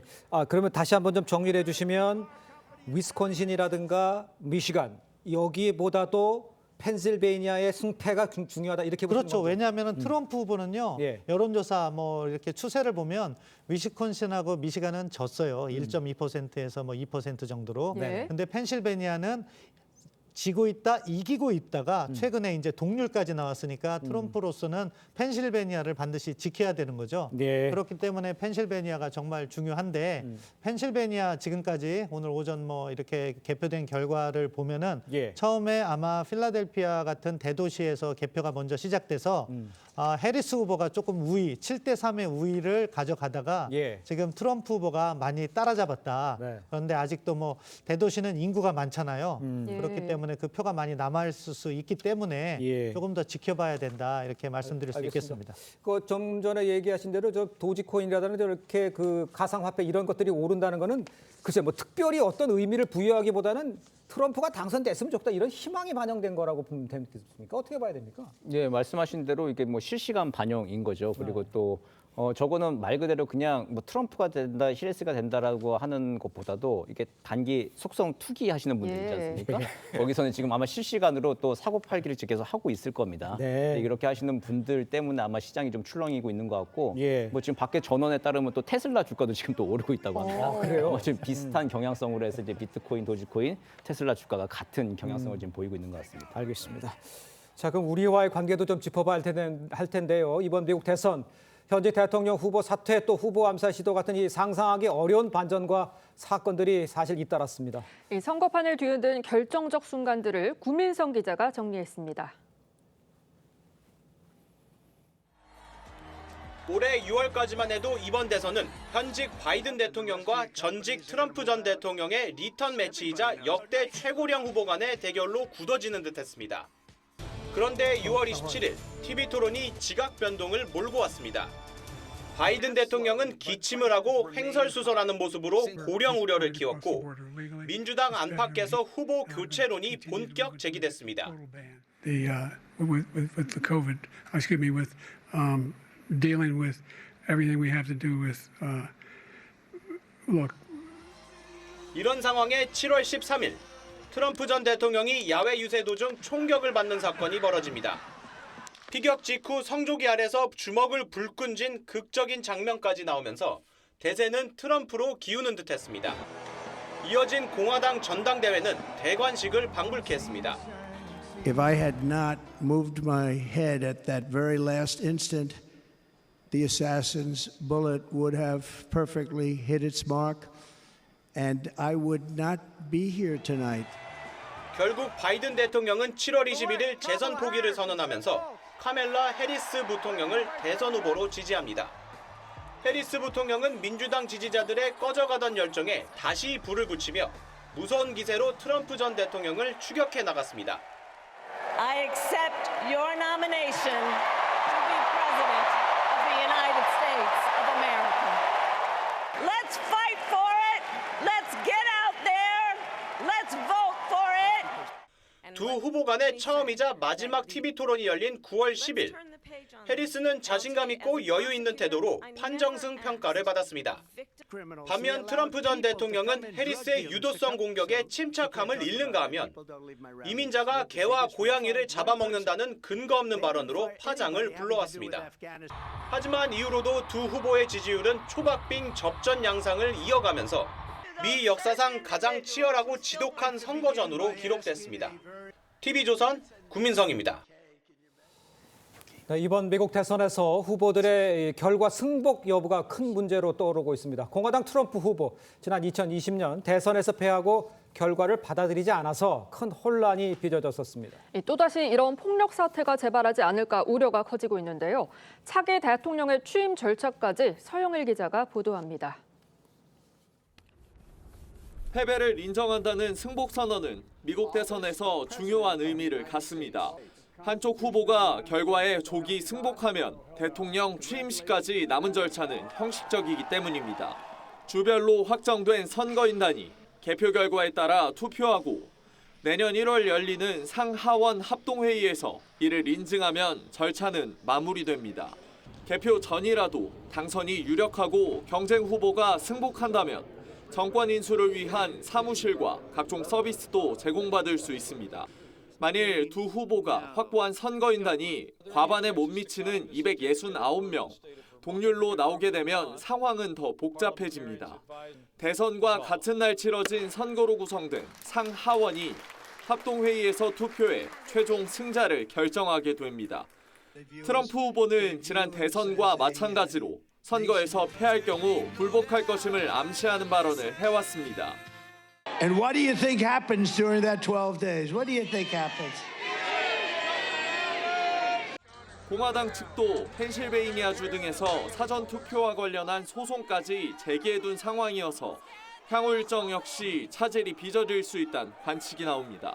TV조선 서영일입니다. 민주당 해리스 후보는요, 동맹 관계와 이 다자주의를, 또 공화당 트럼프 후보는 미국 우선주의와 힘에 기반한 거래를 중시를 합니다. 누가 당선되든 우리나라에 미칠 영향이 큰데요. 성민혁 기자가 짚어봤습니다. 민주당 해리스 후보는 미국의 세계 리더십을 지키겠다는 입장으로 동맹 관계를 중시합니다. 한미 동맹을 혈맹으로 규정하며 한국이 이미 상당한 규모의 방위비 분담금을 내고 있다고 평가했습니다.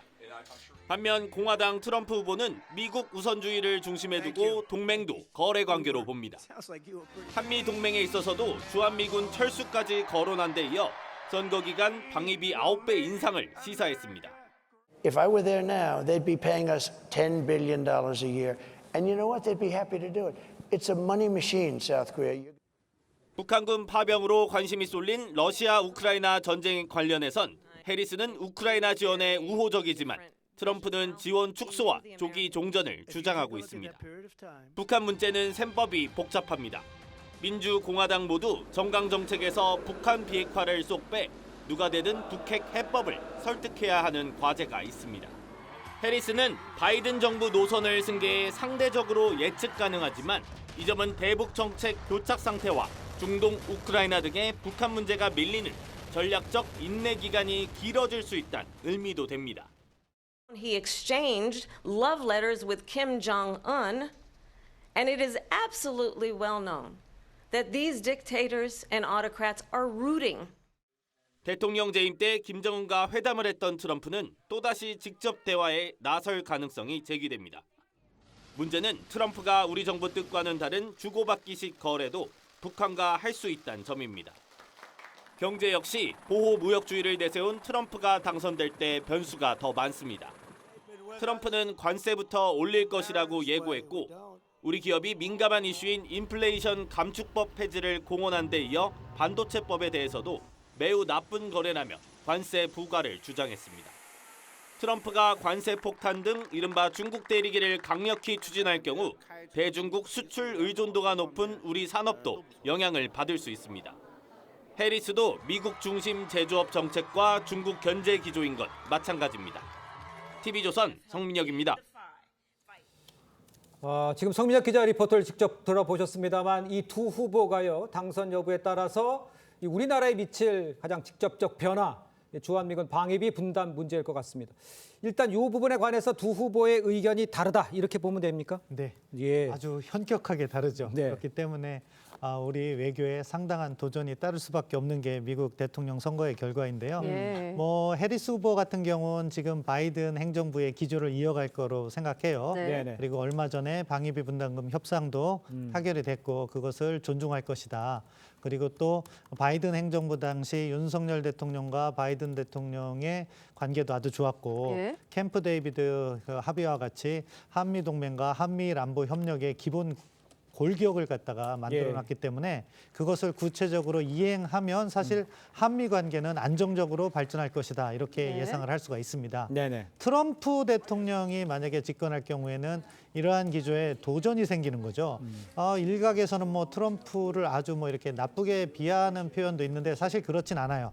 트럼프 행정부가 들어서도 저희는 충분히 관계를 잘 관리해 갈 수는 있습니다. 예. 다만 문제가 되는 것은 트럼프 후보의 외교적 행동 양식이 예측 가능성을 저해하는 거예요. 예. 그러니까 어떻게 보면은 한마디로 가장 많은 걸 요구. 그러니까 방위비 분담금도 100억 달러 더 내라, 뭐 10조 더 내라는 건데 네네. 그렇게 있을 수 없는 이야기를 하지만 협상을 하면 그걸 줄여나가는 거죠. 그런데 그런 과정에서 한미 간의 신뢰가 훼손되고 하는 여러 가지 문제점이 발생할 수 있기 때문에 저희가 이런 한미 관계만을 놓고 볼 때는 해리스 후보가 더 안정적이다 이렇게 평가를 하는 건데 네. 아무튼 트럼프 후보가 다시 대통령이 된다 해도 거기에 맞는 외교 전략을 잘 전개한다면은 잘 관리할 수 있고 또 만약에 트럼프 후보가 대통령이 됐을 경우에 한미 관계에서 또 발생할 수 있는 변수는 결국 뭐 북한과 관련해서 나오는 변수인데 네. 그건 역시 트럼프 대통령의 그 거래 방식에 의한 외교 행위를 우리가 역으로 잘 활용한다면 우리의 안보 역량을 획기적으로 이렇게 개선할 수 있는 새로운 기회도 되니까 지금 현 단계에서 너무 미국 대통령에 따라서 한미 관계의 유불리를 평가하기는 이르다. 저는 그렇게 말씀드리고 싶습니다. 알겠습니다. 네, 지금 뭐 차관님도 맞춤형 대응이 가능해졌다 이런 말씀해 주셨는데 그래도 트럼프 후보가 집권 1기 때 우리 정부에 거의 5배 많은 비용 청구서를 내민 적이 있었잖아요. 그런데 외교가에서는 지금 뭐 맞춤형 대응 가능해졌다 이런 얘기도 나오는데 어떻게 평가를 하십니까? 지금 근데 이제 그렇게 생각하면 될 것 같아요. 안보에 있어서 우리의 우려를 지금 신청하니까 잘 말씀을 해주셨는데요. 우리가 지금 특히 안보 문제에 있어서 가장 중요한 거는 한국의 이익, 한국의 안보, 특히 한미 동맹이라는 것을 통해서 만들어진 한국의 안보가 미국의 이익에도 부합한다라는 것을 우리가 설득을 할 수가 있을 것 같아요. 예, 지금 뭐 한미 동맹이라고 하는 게 아무리 지금 트럼프가 거래적 접근을 한다고 하더라도 이미 70년 넘게 이미 이루어졌던 동맹이고 사실 미국의 그 외교가 그다음에 군사 분야에서는 이미 한미 동맹의 중요성을 잘 인식하고 있는 인사들이 많기 때문에 충분히 우리가 미국에 대해서도 트럼프가 들어선다 하더라도 우리가 나름의 설득할 수 있는 여지가 굉장히 많다고 생각을 하고 있습니다. 누가 들어선다가 아니라 트럼프가 들어설지라도라는 생각으로 이해를 했으면 좋겠습니다. 일단요, 누가 될지 정확히 지금 말씀드릴 수가 없고요. 격전지인 펜실베이니아에서가 이제 초박빙 상태라는 말씀을 제가 추가로 좀 올려드리고요. 그러면 이제 임기 반환점을 도는 우리 윤석열 대통령 앞으로 새로운 미국 대통령과 스킨십을 이어나가야겠죠. 우리 정부는 이런 상황에서 어떤 것들을 좀 준비를 해야 된다, 뭐 이렇게 얘기할 수 있을까요? 뭐를 준비해야 됩니까? 뭐 지금 두 분께 충분히 말씀하셨지만 한미 동맹이라고 하는 게 그렇게 간단한 동맹은 아닙니다. 누가 대통령이 갑자기 된다고 해서 하루 아침에 바뀌는 건 아니거든요. 설사 이제 트럼프가 이제 예측 좀 불가능한 인물이기 때문에 어느 날 갑자기 뭐 주한미군 철수 얘기하고 뭐 방위비 분담금을 뭐 지금 10조 더 내라 이제 이런 얘기들이 나오긴 하겠지만. 사실 미국 대통령이 좀 황제적인 권력을 가지고 있긴 합니다. 연방주의에 따라서 외교와 국방 분야에서는 정말 그렇게 정권을 행사할 수 있고 주한미군도 사실은 뺄 수는 있습니다. 근데 이제 거기에 의회가 제동을 거는 거죠. 제동을 걸고 좀 견제 시간이 좀 지연이 많이 될 겁니다. 뭐 주한미군 28,000명, 25,000명이 어느 날 갑자기 내일 옮길 수 있는 건 아니잖아요. 거기 이제 미 의회와 그러니까 우리가 행정부만 보는 게 아니라 미 의회와 시민사회, 그 워싱턴 조야 전반을 좀 보면서 네트워크를 활용하면은 충분히 한미 동맹은 안정적으로 관리될 수 있을 것이다. 이렇게 봐야 할 것 같습니다. 알겠습니다. 네, 우리 경제에 미칠 영향에도 관심이 커지고 있는데요. 그렇습니다. 경제계에선 누가 승리를 하든 이게 국내 기업에는 부담이 커질 수 있다 이런 우려도 있습니다. 예, 전반적으로 미국의 그 대외 경제 정책의 동향이 과거 탈냉 전기에 있었던 어떻게 보면 자유무역을 촉진하고 그런 것에서 이제 미국 보호주의 쪽으로 누가 대통령이 되든 보호무역을 강조하는 그런 방향의 정책이 전개될 거기 때문에 우리 기업이나 경제 입장에서는 어려움이 따른다. 그럼에도 불구하고 또 약측에 특징이 있습니다. 특징이라는 것은 무엇이냐? 해리스 같은 경우에는 바이든 행정부의 기조를 이어간다는 측면에서 이미 우리 기업들이 미국에 투자를 많이 해놨거든요. 그러니까 인플레이션 리덕션 액트 그것을 통해서 미국에 투자를 하게 되면은 이렇게 보조금이라든가 세금 면제 혜택이 있기 때문에 저희 기업이 많이 투자를 해놓은 상황이에요. 뭐 일각에서는 뭐 70조 이상의 투자가 이루어졌다 이렇게 이야기하는데 트럼프 후보가 만약에 대통령이 된다면 그거를 무시할 가능성이 있어요. 그러면서 일방적으로 관세만 10% 다 올리겠다. 이렇게 되면은 지금 우리 기업에서는 어떻게 보면 예측 가능성이 깨져버린 거잖아요. 그렇기 때문에 또 다른 어려움이 따라올 가능성이 있다. 그렇기 때문에 경제적으로 미칠 수 있는 영향이 상당히 크고 물론 거기에 또 저희가 맞춤형으로 대응을 해 나가야겠지만 지금 현재에 있어서는 우리는 사실 기존에 투자를 해왔기 때문에 그것을 활용하는 것이 더 유리하다. 더군다나 최근에 저희가 대미 흑자를 많이 보고 있습니다. 400억 달러 이상의 대미 흑자가 예상되는데 트럼프 대통령 같은 경우에는 그 숫자에 상당히 민감해요. 그럼 당장 이 흑자를 줄여라. 이렇게 요구를 할 가능성이 또 큽니다. 거기에 대한 대응도 함께 해나가야 된다. 알겠습니다. 아마 기업 측에서는 지금 다양한 포트폴리오를 구상을 해서 어떻게 하면 어느 행정부가 들어서도 안정적으로 기업을 운영하겠다 하는 준비는 하고 있을 텐데요. 아무튼 밀려오는 파도는 트럼프 행정부일 때 더 클 수밖에 없는 건 사실인 것 같습니다. 알겠습니다. 그러니까 트럼프가 대통령이 만약에 된다면 우리가 신경 써야 될 특별히 또 이런 경제적 관념 또 수치 또 이런 것에 민감하기 때문에 우리가 흑자가 나온 것에 대해서도 아마 좀 다시 한번 생각해 볼 수 있을 상황이 벌어질 수 있다. 뭐 이렇게 지적을 해 주시는 것 같습니다. 이 부분도 한번 살펴볼게요. 우리나라 그 반도체 산업에서 여기도 좀 직접적인 영향을 주는 정책에는 트럼프, 이 해리스 후보 의견이 사실 좀 극명하게 갈리잖아요, 교수님. 이것도 좀 준비를 해야 될 것 같아요.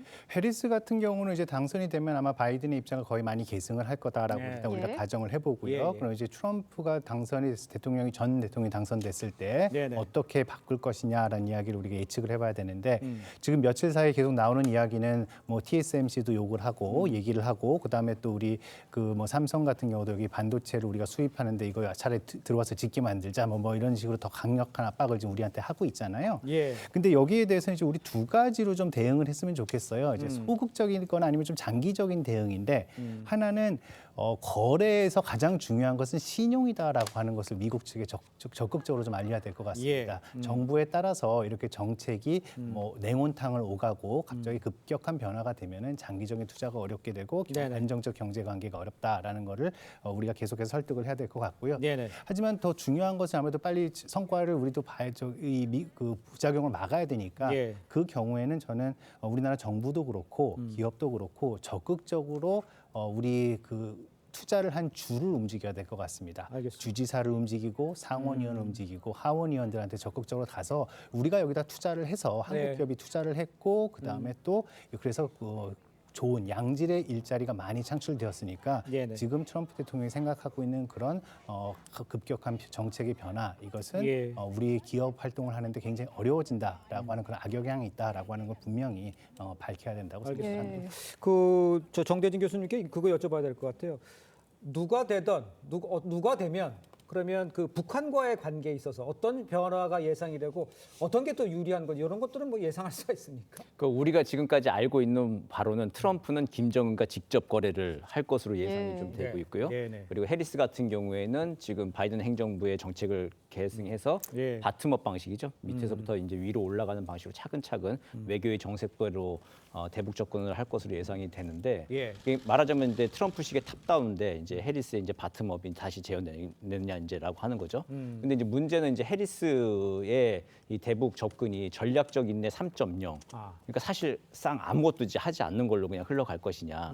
이제 이게 좀 관건인 것 같습니다. 그럼 또 문제는 또 뭐냐면 트럼프가 직접 거래를 김정은한테 제안했을 때 이젠 김정은이 받을 것이냐. 이제 그게 좀 변수죠. 그러니까 트럼프의 직접 거래 시도나 아니면 뭐 해리스의 뭐 지금 하는 방식 바텀업의 뭐 전략적인 3.0에 차근차근 풀어나가는 방식이라 하더라도 그거를 지금 상대방인 김정은이 받을 만한 상황이냐 아니냐가 이제 좀 중요한 변수가 된 거죠. 그렇죠. 그러니까 2016년, 17년, 18년 그때는 김정은이 경제와 국방에 어느 정도 성과를 거둔 다음에 예. 대외 개방의 시도를 하는 드라이브를 걸고 나왔을 때 2018년, 19년도에 대회전이 있었던 건데 그리고 2019년도에 이제 하노이에서 트럼프한테 쉽게 말하면 그냥 뒤통수를 맞은 셈이죠. 그래서 네네. 하노이 트라우마를 가지고 있는 김정은이 과연 그 하노이 트라우마를 깨고 다시 북미 대화에 나설 수 있을 것이냐. 그게 예. 트럼프가 됐던 해리스가 되던 간에 예. 이제 그 점에서 봤을 때 아직 의문의 여지가 있는 거죠. 이때 또 연결해 생각할 수 있는 변수는 바로 우크라이나에서 우크라이나전이 얼마나 장기화에 따라서 러시아로부터 이제 북한이 지원을 받고 네네. 북미 대화에 나설 만한 유인이 있느냐 없느냐 이제 이게 앞으로 좀 살펴볼 알겠습니다. 관전 포인트가 지금 말씀하신 것들은 이제 과거에는 트럼프가 이제 대통령인 시절의 대북 관계는 사실은 지금처럼 그 북러가 밀착돼 있는 상태가 아니었기 때문에 좀 상황이 다를 수 있는데 지금 상황에서 만약에 트럼프가 대통령이 된다면 또 해리스가 대통령이 된다면 그때에 따라서 그 북한과의 관계는 어떻게 예상을 할 수가 있을까요? 예, 지금 환경이 많이 달라졌습니다. 네. 그러니까 2018년의 상황은 무엇이냐? 2017년에 북한에 대해서 유엔 차원에서 역사상 유례없는 가장 강력한 제재가 한 해에만 3개가 만들어졌어요. 네네. 그렇기 때문에 북한은 완전히 대외적으로 고립이 되어 있는 상황이고 그것을 풀어줄 수 있는 나라는 미국밖에 없는 상황이었습니다. 예. 그렇기 때문에 트럼프 대통령의 정상회담 제안에 김정은이 즉각적인 호응을 보내왔었던 것이고 예. 그 결과 나름대로 중간 단계 거래를 하려고 했었던 거죠. 예. 나중에 흘러나온 이야기를 종합해 보면은 북한은 영변을 내놓을 수 있고 중요한 제재 5개를 해제해달라고 이야기했는데 그렇게 볼 경우 미국이 손해보는 거라고 생각해서 트럼프 대통령이 No deal is better than bad deal. 거래를 안 하는 게 나쁜 거래를 하는 것보다 낫다 해서 그 판을 깨고 나온 겁니다. 그런데 지금 상황이 많이 바뀌어졌죠. 그럼에도 불구하고 그 이후에 북한은 북중 관계를 개선했고 최근 우크라이나 전쟁 이후에는 북러 관계를 개선했습니다. 물론 네. 최근 들어 북중 관계는 약간 미묘한 모습은 보이고 있지만 네네. 북러 관계가 강화됐고 러시아에 심지어 군대까지 이렇게 보내면서 러시아를 돕고 있고 그 대가로 경제적 지원을 받을 것은 너무나도 명확합니다. 예. 그렇기 때문에 사실 지금 미국과의 협상에 있어서 김정은이 쉽게 응하지 않을 가능성이 존재하고 이것은 해리스 행정부가 들어서든 트럼프 행정부가 들어서든 예. 어려운 문제가 될 것이다. 따라서 여기가 중요합니다. 트럼프든 해리스든 무엇을 먼저 풀려고 할 것이냐? 우크라이나 문제를 먼저 풀려고 할 겁니다. 예. 네. 그 문제를 푸는 것이 사실 지금 미국 대외 정책에서 더 중요한 문제고 예. 우크라이나 문제, 중동 문제를 풀으면은 예. 북한 문제는 또 북러 관계의 상황은 또 달라질 수가 있거든요. 그렇기 때문에 지금 미국 해리스 후보의 공약이라든가 예. 트럼프 후보의 공약 모두 다 우크라이나라든가 중동 문제를 우선시하고 있고 북한 문제는 약간 순위가 낮아요. 예. 우리 입장에서는 한반도 문제의 순위가 높아야지 늘 이렇게 어떻게 보면 한미 공조가 잘 진행되고 있다. 그렇게 이야기해왔는데 네. 이번만큼은 상황이 다르기 때문에 저희가 그 부분에 있어서 너무 민감하게 대응할 필요는 없고 전반적으로 우크라이나 문제를 어떻게 풀어가느냐. 그래서 전쟁이 휴전이나 이렇게 종식이 된다면은 그 다음에 북러 관계를 어떻게 가져갈 것이냐, 예. 한러 관계를 어떻게 가져갈 것이냐. 그 과정에서 미북 관계도 맥락이 잡힐 것이다. 저는 예. 그렇게 평가를 합니다. 예. 알겠습니다. 자, 그럼 먼저 지금 속보도 자막이 나오고 있습니다만 속보에 올라오는 지금 이 시각 속보 자막들을 저희가 정리해서 한번 좀 전해드리도록 하겠습니다. 지금 확보 선거 인단 숫자 지금 확인돼서 업데이트돼서 나오고 있는데요. 저 CNN 기준인데요. 트럼프 195, 또 해리스 91 이렇게 나와 있고요. 저기 전체적인 확보 선거 인단입니다. 자, 노스캐롤라이나부터 좀 설명을 해주실까요? 네, 현재 경합주 개표 상황인데요. 해리스 후보가 47.9%, 트럼프 후보가 50.7% 달리고 있습니다. 네, 이어서 위스콘신 상황 전해드립니다. 해리스 후보가 49%, 트럼프 후보가 49.3% 달리고 있습니다. 네, 조지아주 상황입니다. 트럼프 후보가 51.3%로 해리스 후보 47.7%를 앞서 나가고 있습니다. 네, 이번엔 펜실베니아 소식입니다. 트럼프 후보가 50.8%, 해리스 후보가 48.2% 기록하고 있습니다. 네, 이어서 미시간입니다. 해리스 후보가 49.8%, 트럼프 후보 48.3%입니다.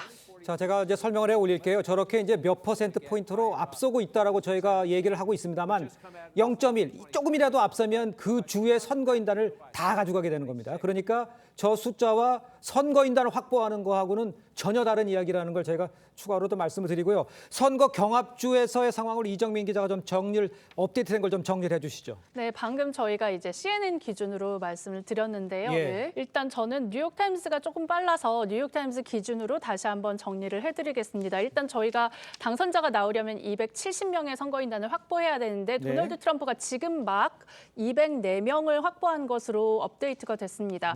그리고 카멀라 해리스가 112명을 확보한 걸로 나오고요. 지금 경합주들을 보시면요. 경합주 7곳 가운데 펜실베이니아와 위스콘신 그리고 아리조나가 전부 개표가 50%가 지금 이상 진행이 된 상태입니다.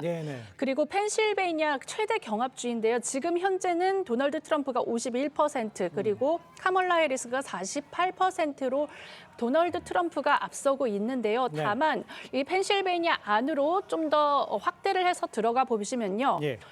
전체 펜실베이니아 주가 굉장히 큽니다. 그런데 이제 가장 인구가 많은 피츠버그와 필라델피아 같은 경우에는 아직 30%나 그 30%대 40%대 그리고 그 이하로 이제 개표가 진행이 된 상황이고요.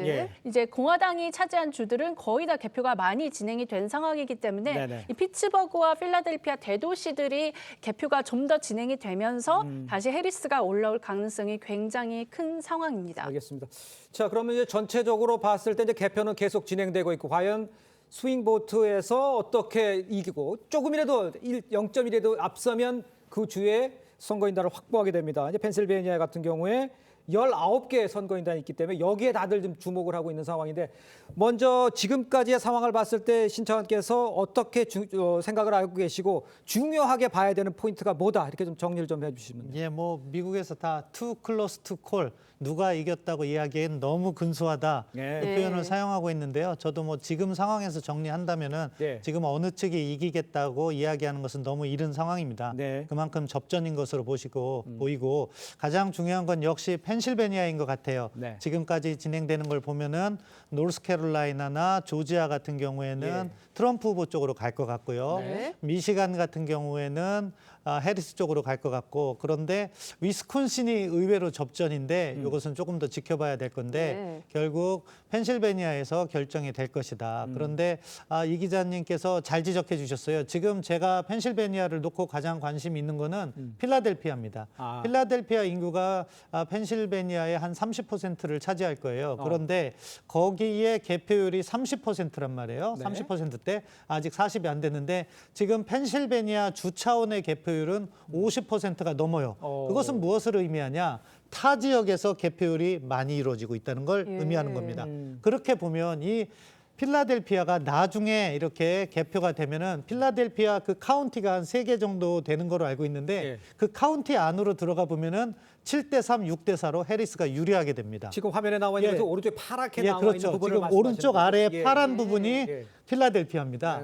그 지역의 인구가 가장 많이 사는데 개표율이 늦다는 게 지금 앞서가고 있지만 펜실베니아에서 지금 트럼프 후보가 50%로 50.8%로 앞서가고 있지만 잠재적인 불안 요인이 남아있다. 그렇게 설명을 드릴 수가 있어요. 알겠습니다. 다시 한번 정리해드리면 지금 화면을 전체적으로 보고 계신 게 펜실베니아고요. 그렇습니다. 오른쪽에 파랗게 보이는 것이 필라델피아의 개표 상황인데 지금은 파랗게 나오고 있지만 다른 쪽에 이제 벌겋게 보이는 소위 말해서 그 펜실베니아의 다른 카운티라고 합니다.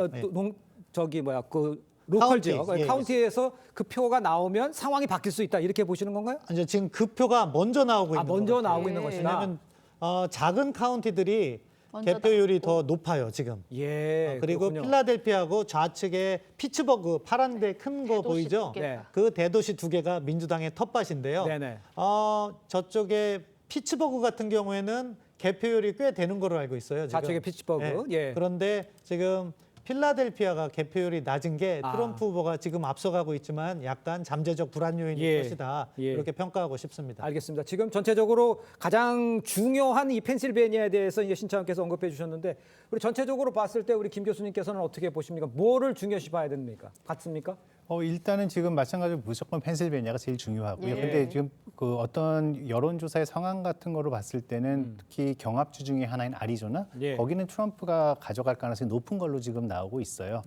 그러면 이제 아까 신 장관님 말씀하신 저는 이제 펜실베니아를 만약에 트럼프가 이룰 경우에는 굉장히 어려워진다라고 생각을 하지만 만약에 뭐 위스콘신, 미시건 둘 다 가져가야 되는 상황이거든요. 그러니까 한마디로 블루월을 그 민주당이 그다음에 카말라 해리스가 수성하느냐 아느냐 이거를 우리가 계속해서 주의 깊게 지켜봐야 될 것 같습니다. 알겠습니다. 정 교수님께서 또 좀 한마디 마지막으로 해주시면 어디가 중요합니까? 역시 뭐 펜실베니아 19명이 가장 중요한데 지금 4년 전이 2020년 한국 시간으로 11월 4일 밤과 똑같은 상황이 벌어지고 있을 것 같아요. 그러니까 그날도 낮에는 어쨌든 트럼프가 좀 앞서 나가고 있었습니다. 근데 한국 시간 11월 4일 날 밤에 이 피츠버그와 필라델피아 투표함이 열리면서부터 이제 그때 바이든이 앞서 나가기 시작했죠. 이제 그래서 아마 그런 상황이 비슷하게 벌어지지 않을까 생각도 들고요. 이번에 또 마지막에 또 중요한 건 펜실베니아 또 레딩이라고 하는 조그만 소도시가 있습니다.